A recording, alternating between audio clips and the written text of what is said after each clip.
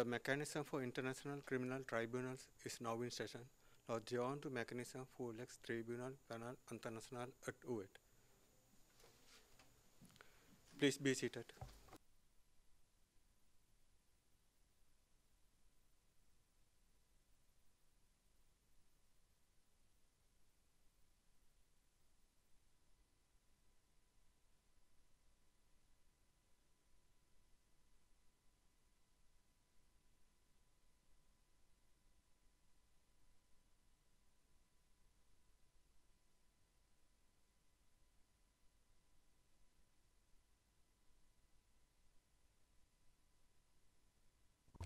Good afternoon. Le juge Hall. Bonjour à tout le monde dans le prétoire et à l'extérieur du prétoire. Monsieur le greffier, s'il vous plaît, citez le numéro de l'affaire. Le greffier d'audience, c'est l'affaire MTPI 1596 PT, le procureur contre Javica Stanisic et Franco Simatovic. Le juge Hall, merci. Maintenant, les parties peuvent-elles se présenter? D'abord, l'accusation, Monsieur Stringer. Bonjour, Monsieur le Président, Messieurs les juges. Pour l'accusation, Sarah Melikian, Grace Harbour, Adam Werber, Douglas Stringer et notre commis à l'affaire Thomas Legel, ainsi que notre stagiaire Charlotte. Le juge Hall, maintenant la défense. Pour M. Stanisic d'abord, Maître Jordache, bonjour Monsieur le Président. Pour M. Stanisic, Wayne Jordache, Jan Edwards, et il est notre co-conseil, nouveau co-conseil. Ensuite, Danko Kostovic, Catriona Murdoch, Elisa Chiaro et les autres. Le juge Hall. Et pour ce qui est de M. Simatovic, Maître Bakrac. Pour la défense de M. Simatovic, Mikhailo Bakrac, Vladimir Petrovic et Mélanie Vranesh. Merci. Le juge Hall, merci.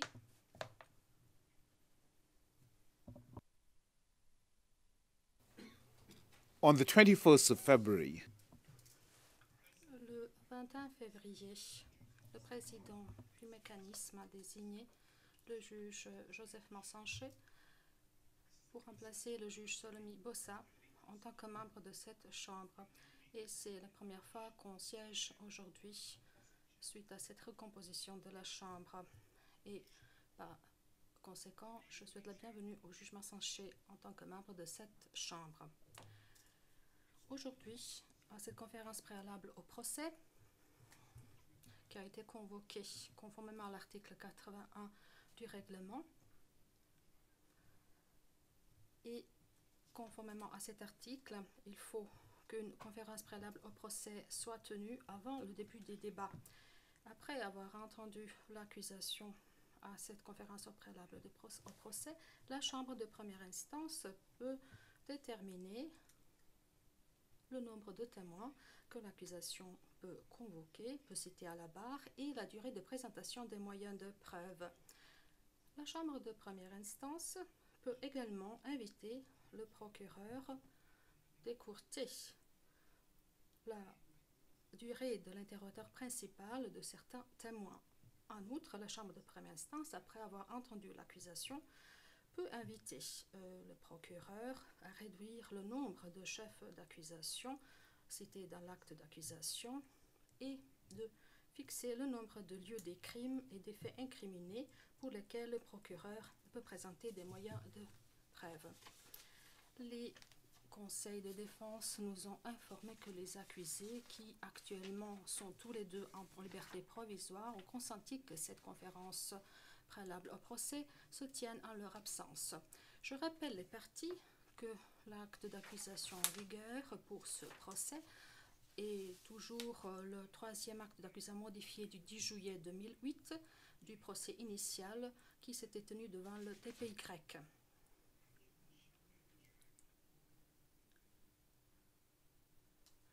Ensuite,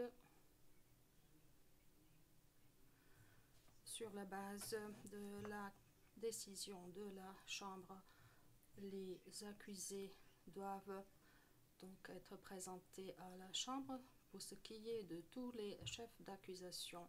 Je rappelle que le 18 avril 2016 et le 2 février 2017, la Chambre de première instance a rejeté les requêtes concernant les principes de res judicata et non bis in idem concernant ce contexte. Et aujourd'hui, à cette conférence préalable au procès, la Chambre de première instance n'invitera pas l'accusation à réduire la portée de l'acte d'accusation. Ensuite, nous allons parler du nombre de témoins que l'accusation peut citer à la barre, ainsi que la durée de la présentation des moyens de preuve de l'accusation. Ensuite, le 2 février, la Chambre de première instance a rendu la décision limitant la présentation des moyens à charge de l'accusation, principalement aux moyens à charge présentés lors du procès initial et permettant à l'accusation de présenter de nouveaux moyens de preuve seulement dans certaines circonstances limitées. À la suite de cette décision, le 9 mars, l'accusation a déposé le mémoire préalable au procès révisé ainsi que les listes des témoins et des moyens à charge.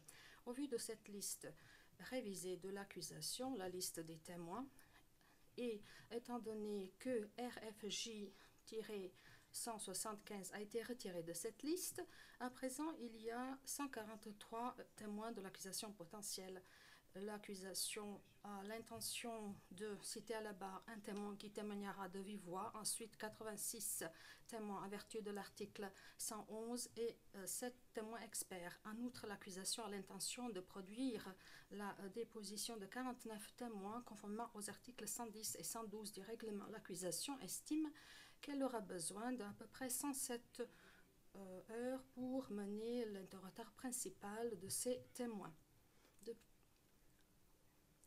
Étant donné que RFJ 175 a été retiré, la Chambre de première instance a été informée que la durée estimée de la présentation de moyens de preuve est 104 heures. Pour ce qui est des catégories des témoins, j'aimerais que l'accusation confirme le nombre de témoins conformément aux articles 110 et 112.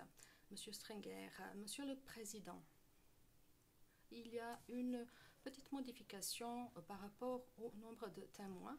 Au fin du compte rendu, je fais référence au témoin RFJ 029, par rapport auquel nous avions dit qu'il témoignerait conformément à l'article 110, sera en fait le témoin conformément à l'article 111.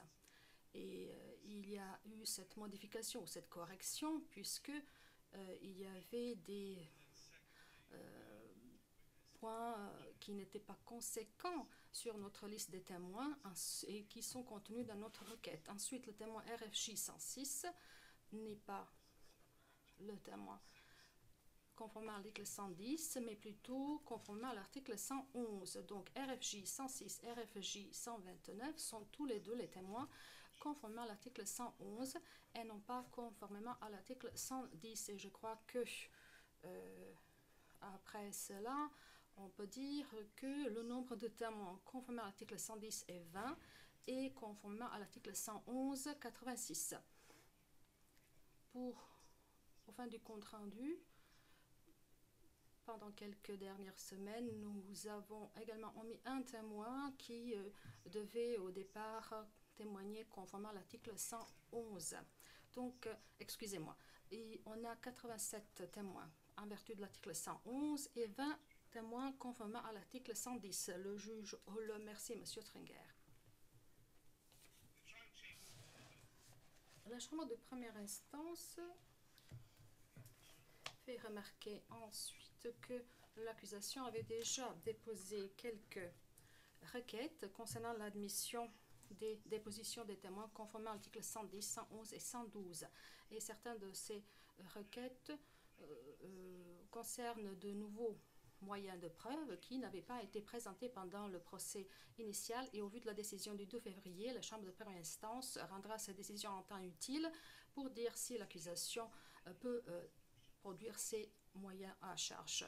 Et également, la décision concernant la requête de l'accusation par rapport à des limitations de la Chambre concernant de nouveaux moyens de preuve et en instance. Et cette requête a été déposée le 28 avril.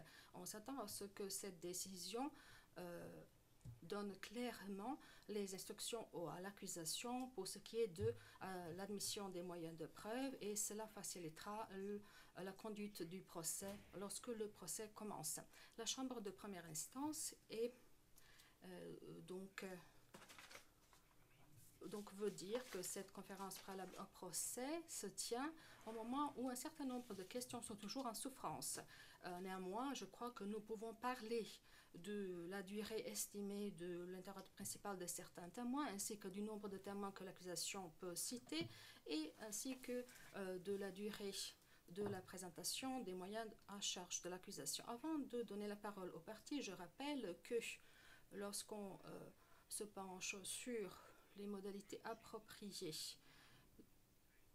les plus appropriées de produire des moyens de preuve pour assurer que le procès soit rapide et équitable, la Chambre de première instance ne tient pas compte seulement du temps qui est nécessaire pour l'interrogatoire principal, mais également pour le contre-interrogatoire, pour les questions éventuelles de la Chambre, ainsi que du temps nécessaire pour que la Chambre puisse lire et évaluer les moyens de preuve à l'extérieur de la salle d'audience. Après avoir rappelé les rapports d'experts concernant l'état de santé de M. Stanisic le 13 avril cette année, la Chambre de première instance a décidé qu'on siège 3 jours par semaine, de 2 volets d'audience d'une durée de 90 minutes avec une pause de 2 heures. Ce temps réduit de la durée d'audience est telle qu'elle ne nuira en aucune façon à l'accusé, ne portera aucun préjudice à l'accusé. Pour ce qui est des positions de certains témoins qui avaient témoigné lors du procès initial, on peut donc également parler de cela. Je rappelle que lors de la dernière conférence de mise en état, le 7 avril, les parties ont informé la Chambre de première instance qu'il n'y avait pas de progrès pour ce qui est de l'accord concernant aux témoins dont les dépositions du procès initial pouvaient être versées au dossier dans cette affaire. Je comprends donc la position de la défense à cet égard, mais je pense qu'il doit y avoir une façon d'arriver à un accord entre les parties concernant les dépositions qui peuvent être versées au dossier dans cette affaire.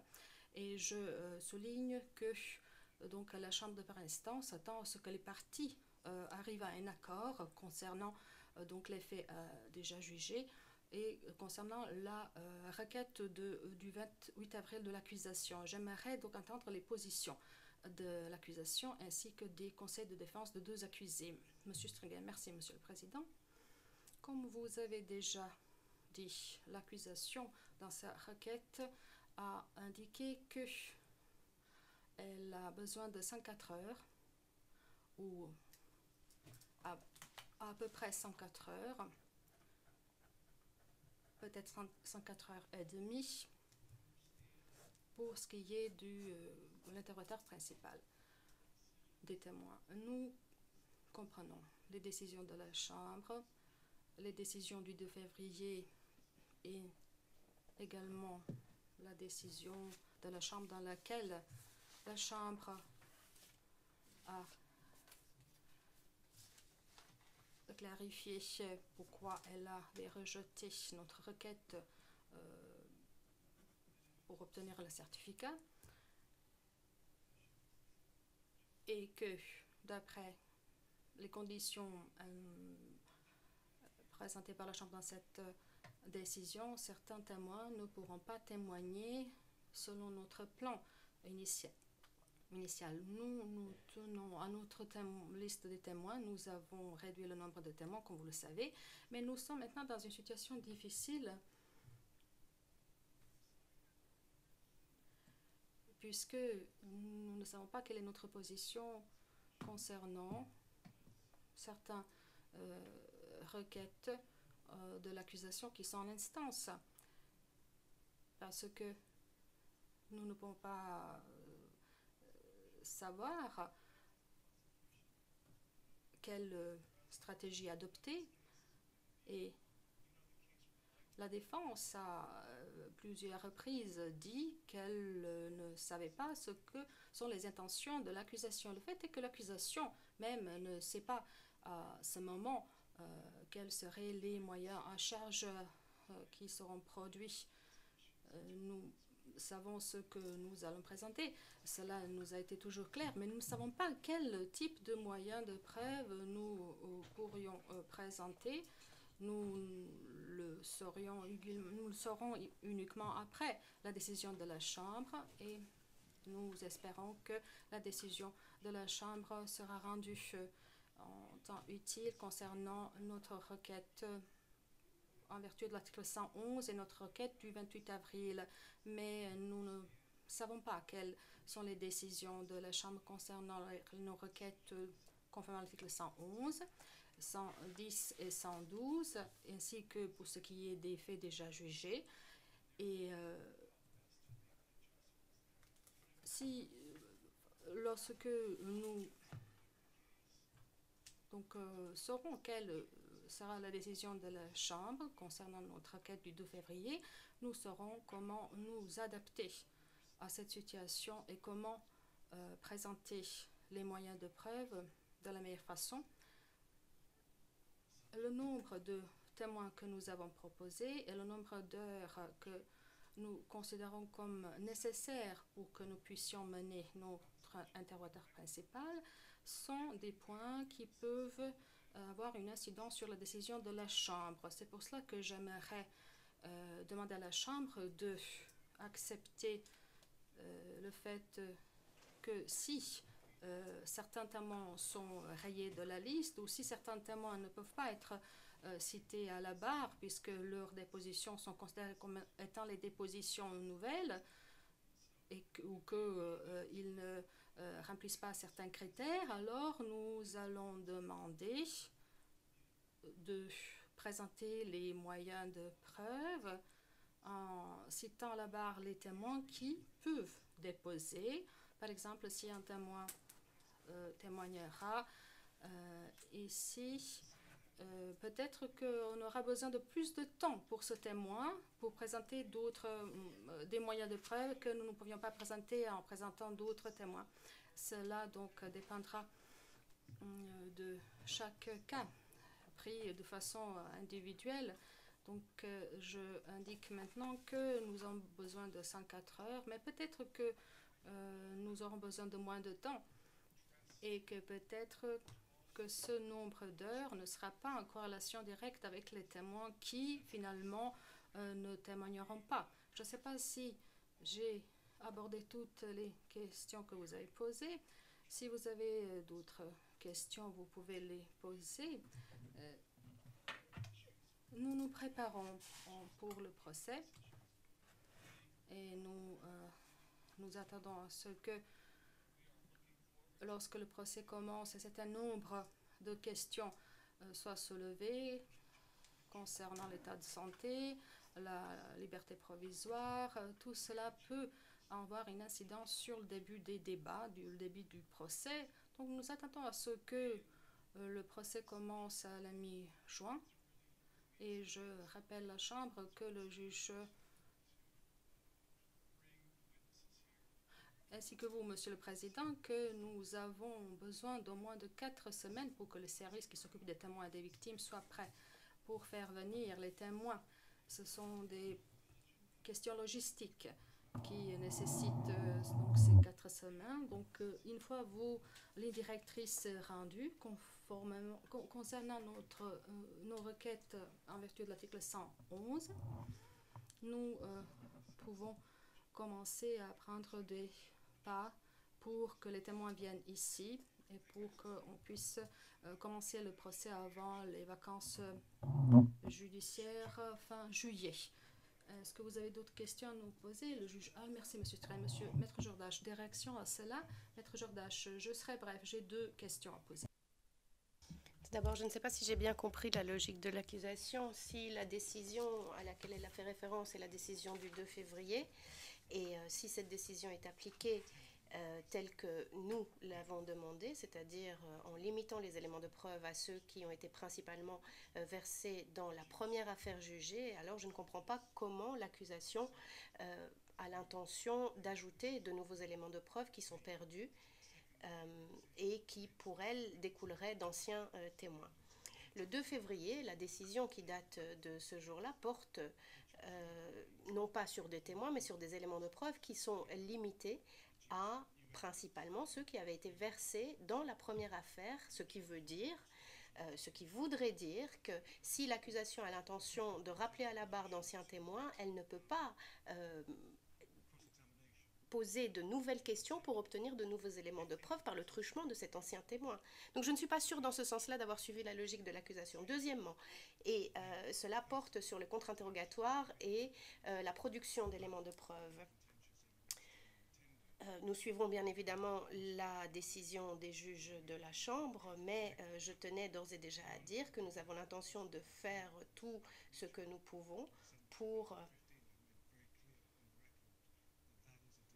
qu'il n'y ait pas de doublons qui soient effectués, que nous allons collaborer avec l'accusation en tant que faire se peut, et depuis le début de ce nouveau procès, en décembre 2015, je pense que j'ai répété et que j'ai consigné au compte-rendu que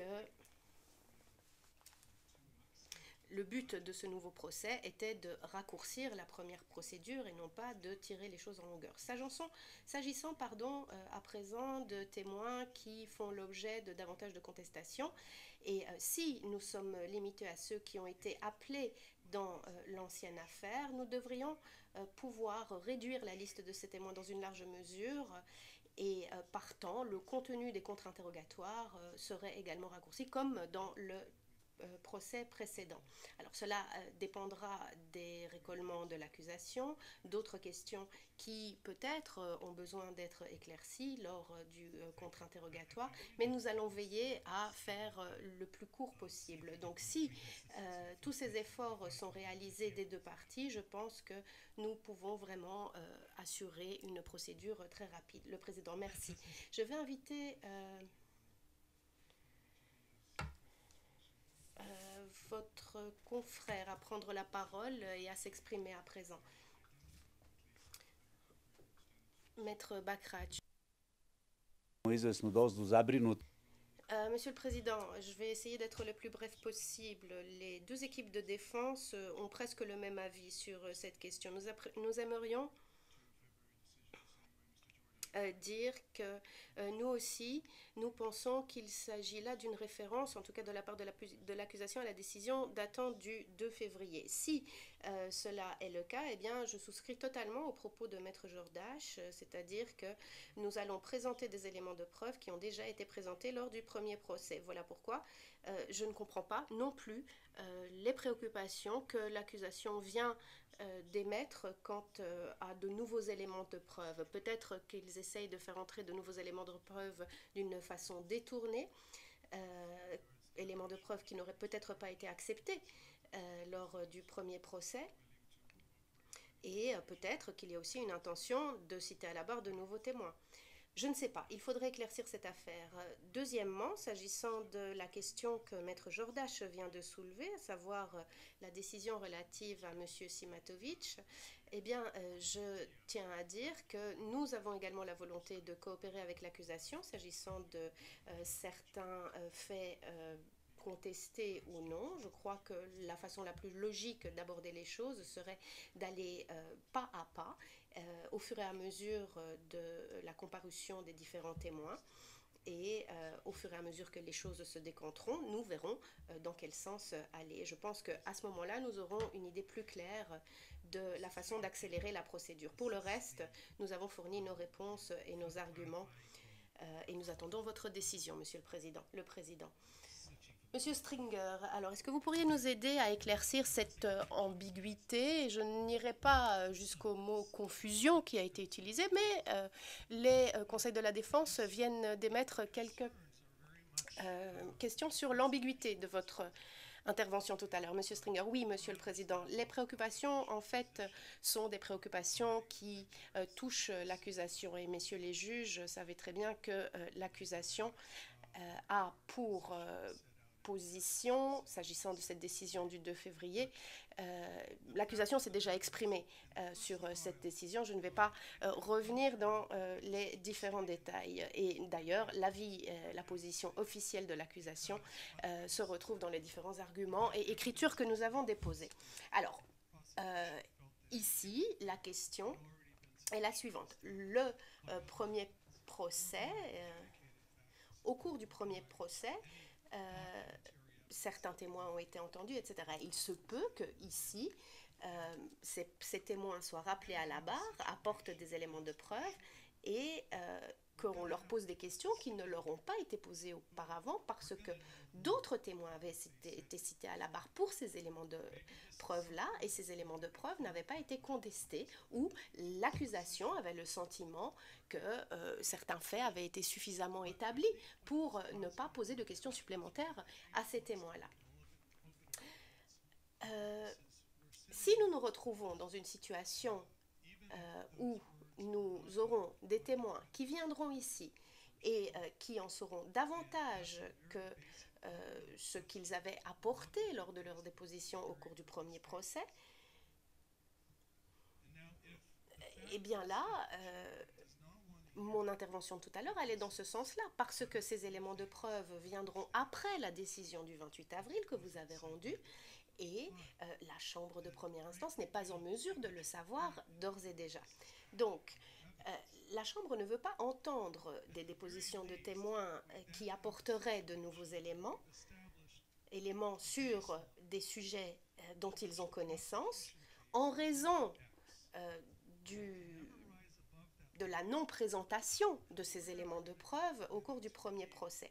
Dans ce cas-là, et je vais être honnête avec vous, messieurs les juges, nous ne voyons pas l'utilité de citer à la barre ces témoins et de les faire venir jusqu'ici. À tout le moins, lorsque nous nous retrouverons dans une situation où un minimum a été établi et où nous saurons clairement quelle est la thèse de l'accusation, eh bien, nous pouvons mettre le curseur à ce niveau-là, mettre la limite, parce que, et bien évidemment, nous ne permettrons jamais d'obtenir de nouvelles informations qui n'ont rien à voir avec ce qui avait été apporté la première fois, mais nous aimerions tout de même suivre une certaine ligne, autant que faire se peut, et déplacer légèrement le curseur en fonction des éléments apportés par les témoins.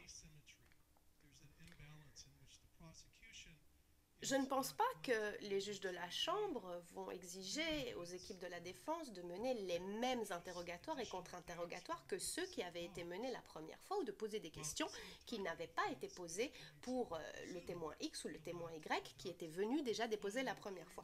Donc, nous avons essayé d'analyser les choses sous cet angle-là. Voilà pourquoi, dans notre écriture du 28 avril, nous avons parlé d'une asymétrie fondamentale qui pourrait arriver à déséquilibrer les choses entre les parties et faire en sorte que l'accusation se retrouve dans une situation où elle ne pourra pas obtenir de nouveaux éléments de preuve ou obtenir de nouveaux faits d'un témoin qui est venu à la barre. Et parallèlement, la défense, elle, je le suppose, aura l'autorisation de mener un contre-interrogatoire tout à fait librement pour le même témoin. Nous ne nous opposons pas à cela, messieurs les juges, mais cette asymétrie fondamentale est un risque réel et l'accusation aimerait au moins avoir la possibilité de tenter de reprendre certains éléments de preuve qui avaient été perdus pour certains témoins, qui avaient été exclus au titre de la décision du 2 février de la Chambre. Donc nous plaidons pour un équilibre. Si cet équilibre existe, nous n'allons pas demander de nouvelles choses. Mais si le déséquilibre est là dès le départ, il y aura forcément contestation. Donc, je tenais à attirer l'attention des juges de la Chambre sur cette question-là, savoir dans quelle voie nous nous engageons Et je déteste être aussi franc, Monsieur le Président, mais au cours du procès, j'aimerais éviter ce genre d'écueil et éviter que les juges de la Chambre appliquent une décision qui a été prise avant le début du procès qui nous bloquera dans nos tentatives d'apport d'éléments de preuve. Voilà la question. Alors, je ne peux que répondre aux commentaires que mes confrères ont apportés, en particulier le commentaire de Maître Jordache, en lui rétorquant que nous sommes dans un cas de figure aujourd'hui où l'accusation aura les points liés et sera strictement limitée au compte-rendu du premier procès, alors que la défense n'aura pas nécessairement ces limites imposées. Et c'est vraiment le nœud des préoccupations que nous avons exprimées dans notre écriture du 28 avril.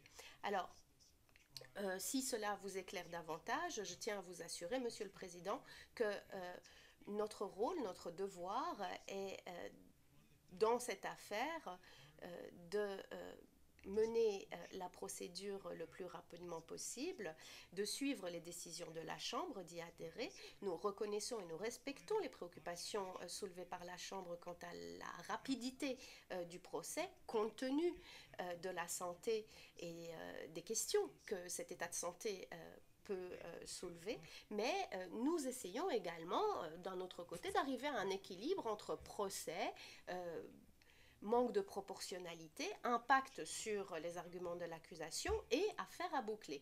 Donc, pour terminer, je dirais que nous devrons attendre le moment venu où un témoin qui est là et qui pourrait nous dire quelque chose sur un élément ou un document qui n'était pas disponible auparavant, document qui n'a pas été consulté auparavant, et là, trancher sur ce qu'il convient de faire.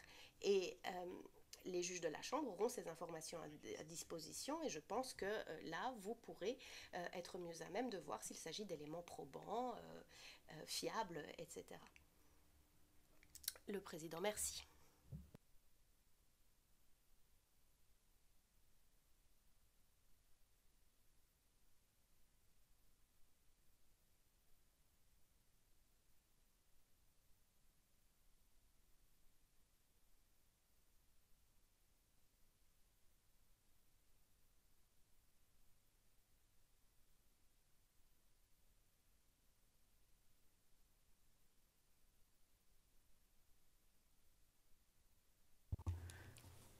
Le Président, je tiens à remercier les parties de leurs observations qui seront prises en compte en temps voulu. Je passe à présent au prochain point qui est celui des faits convenus ou faits admis. À la dernière conférence de mise en état du 7 avril, j'ai pris note du fait que les parties ne s'étaient pas encore mises d'accord sur des questions de faits au titre de l'article 70 du nouveau règlement et qu'il y avait une certaine réticence à traiter de cette question en l'absence d'éclaircissement de la part de l'accusation s'agissant de ce que la défense estime être de nouveaux éléments de preuve et des allégations. J'aimerais relever aussi que l'écriture ultérieure déposée par l'accusé Stanisic le 5 mai accepte 849 des 1410 faits jugés proposés par l'accusation. J'aimerais à présent demander aux parties s'il y a eu des progrès en la matière sur ces deux questions depuis la dernière conférence de mise en état. L'accusation. Monsieur le Président, s'agissant des faits jugés, la défense a récemment déposé une écriture supplémentaire relative à ce que vous venez de dire et nous sommes en train de déposer une réponse ou un suivi. Donc je m'attends à ce que la question des faits jugés soit complètement bouclée pour les juges de la Chambre dans un avenir très proche. S'agissant des faits convenus ou admis, et j'aimerais élargir un petit peu le champ d'application et vous parler de témoins. aussi témoins qui font l'objet d'un accord entre les parties, parce que j'ai oublié d'en parler tout à l'heure. Eh bien, s'agissant de cela, nous, et dès le début de cette affaire, nous avons convenu de plusieurs éléments pour le premier procès. Nous n'avons pas obtenu d'accord quant à la preuve de décès que nous avions lors du premier procès, mais nous sommes quand même arrivés à un accord sur les documents pour la question assez fondamentale de la preuve de décès de victimes. Notre document déposé en novembre 2016 offre à la défense des éléments s'agissant de 45 témoins, si ma mémoire est bonne, et ce document est toujours sur la table. La défense doit encore nous communiquer sa réponse. Et sur la base des commentaires que les juges de la Chambre ont déjà formulés, je suis sûre que nous allons continuer à collaborer dans cette veine-là et que la défense, très rapidement, procédera à cela, étant donné que nous avons reçu les orientations des juges de la Chambre. Mais pour les faits convenus ou les faits admis, franchement, je ne sais pas si il y a eu des évolutions ultérieures, si les choses sont toujours sur la table, si il y a des décisions plus récentes de la Chambre quant à la portée de l'affaire. Le juge Hall, merci beaucoup. Maître Jordache, oui. Lorsque la décision du 2 février sera totalement claire, alors notre position restera la même, à savoir que nous allons être le plus constructif possible à cet égard et d'après ce que nous avons compris, la portée de la thèse de l'accusation doit suivre l'acte d'accusation qui a été déposé. Donc, nous allons commencer notre part du travail très bientôt. Le juge Hall, très bien. Maître Bakrach, Maître Barriage. Oui, messieurs les juges, très brièvement, je me contenterai de dire que la défense de Simatovic est du même avis que la défense de Stanisic. Et à ce stade-ci, nous ne sommes pas en mesure de nous prononcer, mais nous sommes désireux, après certaines décisions et éclaircissements qui ont été faits, de prendre les étapes, les mesures nécessaires. Monsieur Stringer, j'ai oublié de vous dire quelque chose, Monsieur le Président.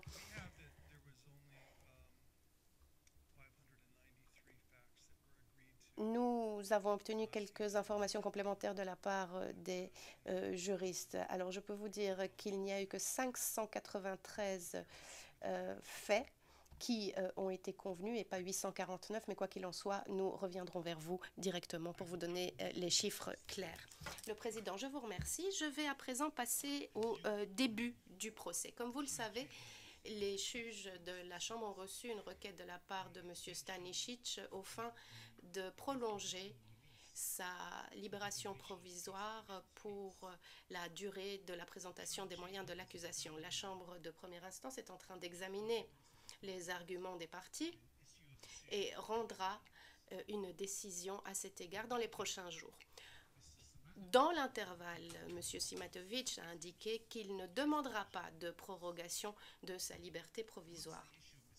Une fois que la question de la demande ou la requête de M. Stanisic sera tranchée, les juges de la Chambre seront en mesure de fixer une date pour le début du procès. Et l'on s'attend à ce que le procès commencera peu après la conférence préalable au procès d'aujourd'hui, en gardant à l'esprit le temps nécessaire aux accusés de rentrer. Alors, sous réserve de ceci, les juges de la Chambre s'attendent à ce que le procès commence le 13 juin avec les déclarations liminaires de l'accusation. J'aimerais à présent inviter les parties à répondre aux juges de la Chambre s'agissant de toute autre question qu'elles aimeraient soulever à cet égard. Alors, les conseils de l'accusé n'ont pas l'intention de présenter des déclarations liminaires au début du procès. C'est ce que l'on m'a dit. J'aimerais savoir ce que l'accusation a l'intention de faire. Monsieur Stringer, vous avez la parole. Monsieur Stringer. Monsieur Stenger, je m'excuse, mais vous pensez aux déclarations liminaires, le juge Hall? Oui, Monsieur Stringer, nous serons prêts, absolument prêts à commencer par nos déclarations liminaires.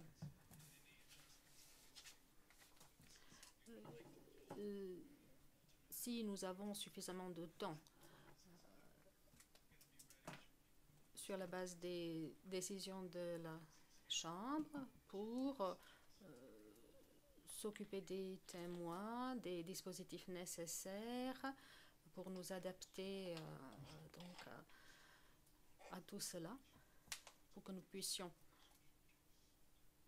faire de notre mieux et pour être prêts à des déclarations liminaires. Le juge Hall, Monsieur Jordache, comme vous le savez, nous avons déposé hier une requête pour ce qui est de la présentation de moyens de preuve de l'accusation et nous considérons que la situation est sérieuse parce que si le 13 juin est la date du début du procès, si les témoins seront cités à la barre conformément à leur décision du 2 février, à savoir qu'il s'agit d'anciens témoins, et si nous regardons la liste des témoins de l'accusation, nous serons dans ce cas-là prêts à contre-interroger ces témoins. Le juge Hall, est-ce que vous maintenez ce que vous avez dit auparavant, à savoir que vous ne présenterez pas les déclarations liminaires? Maître Jordache, oui, merci. Le juge Hall, merci. Et vous, Maître Bakratch? Maître Bakratch, Monsieur le Président, pour ce qui est de notre défense, nous serons prêts à commencer le 13 juin. Bien sûr, sur les conditions que nous avons déjà indiquées, à savoir qu'il s'agisse des témoins qui avaient déjà témoigné devant ce tribunal. Et pour ce qui est des déclarations liminaires, nous les présenterons au début de la présentation des moyens des charges. Et il est possible que l'accusé Simatovic, conformément à l'article 101, présente sa déclaration à la Chambre après les déclarations liminaires de l'accusation. Il sera très bref et bien sûr avec votre autorisation, Monsieur le juge. Le juge Hall, merci. Maintenant, je vais aborder la question concernant les mesures de protection pour les témoins. Je rappelle que le 15 mai, la Chambre de première instance a rendu la décision par rapport à 2 requêtes de l'accusation relatives aux mesures de protection pour certains témoins. La Chambre de première instance a donc fait droit à cette requête de l'accusation concernant les mesures de protection et également la requête pour reporter donc la communication à la défense jusqu'à 30 jours avant le témoignage de ces témoins, les témoins RFJ 079 et RFJ 184. Ces 2 témoins témoigneront en audience publique puisque d'autres mesures de protection supplémentaires n'avaient pas été demandées. Pour ce qui est de 79 témoins et un certain nombre de pseudonymes ont été également octroyés. La Chambre de première instance a été informée que l'accusation aura d'autres demandes pour ce qui est des mesures de protection concernant les témoins RFJ 079 et RFJ 084. Est-ce qu'on peut passer à... Est-ce que vous voulez qu'on passe à huis clos partiel pour parler de cette question? Monsieur Stenger, je ne crois pas que cela soit nécessaire, mais pour être sûr, concernant la décision portant sur les mesures de protection que vous venez de mentionner, on demande un certain statut pour ces témoins concernant la divulgation de leur identité. Et nous demandons à la Chambre qu'elle indique clairement et de façon explicite que les mesures de protection concernant ces 2 témoins englobe également la mesure selon laquelle, lorsque leur identité est divulguée à la défense, que leur identité ne devra pas être publiée en public jusqu'à ce que ces témoins ne viennent ici devant le tribunal pour déposer lors du procès. Donc nous demandons à ce que la Chambre rende la décision selon laquelle la divulgation de l'identité des témoins à la défense ne peuvent pas être publiée par la défense avant que ces témoins ne viennent ici pour déposer. Le juge, merci. Je ne pense pas que la défense ait besoin de s'exprimer sur cette question puisque la réponse a été déjà donnée. Donc la Chambre de première instance est convaincue que la divulgation de l'identité de ces témoins ne sera pas faite jusqu'à ce que les témoins ne viennent pour déposer devant le tribunal et que cela renforcera les mesures de protection. Les informations concernant ces témoins seront publiées au moment où ces témoins viendront ici pour témoigner. Par conséquent, la Chambre de première instance fait droit à la requête de l'accusation et décide que l'identité des témoins 79 et 84 ne sera pas publiée jusqu'à ce qu'ils ne apparaissent en public pour déposer. J'invite l'accusation et les conseils de la défense des deux accusés dire s'ils ont des questions à soulever devant la Chambre à cette étape.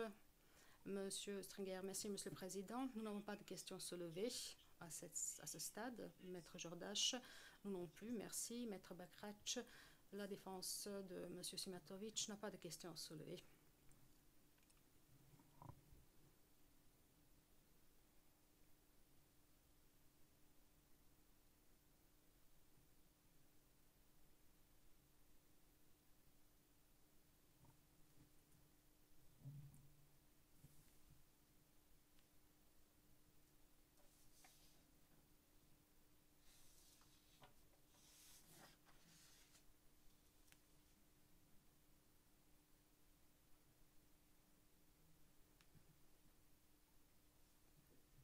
Gijol, on vient de me rappeler que